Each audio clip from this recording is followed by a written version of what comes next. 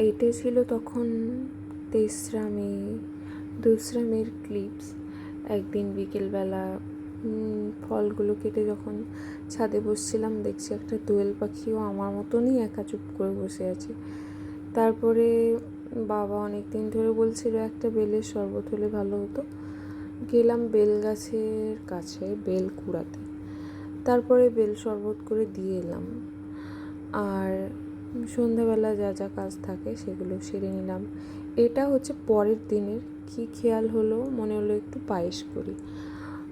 খেয়াল হলো বলতে এই চালটা খুবই ভালো, মানে বেস্ট বাদশাভোগ চাল বলা যেতে পারে। তাই জন্যই আমি ভেবেছিলাম যে একটুখানি পায়েস করি। একটু মানে ওটা একটুই হয়েছিল, দুজনের খাওয়ার মতো।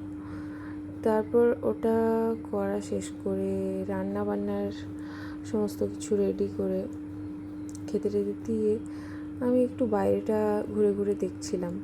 বৃষ্টির জল পেয়ে মানে গাছগুলো একবারে ফ্রেশ, আর ফুলে ফুলে সমস্ত গাছ রঙিন হয়ে গেছে।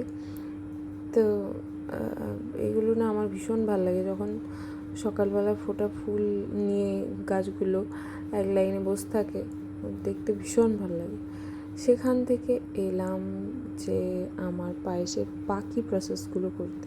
মানে ওটা চালটা সেদ্ধ করেই রাখা ছিল, চিনির বদলে দিলাম একটু বাতাসা, তারপরে একটু বাদাম ফাদাম দিয়ে কমপ্লিট করলাম। তারপর এই রুটি ছিল সকালেরই, সেটা দিয়ে পায়েস দিয়ে একটু সকালে জলখাবার হলো।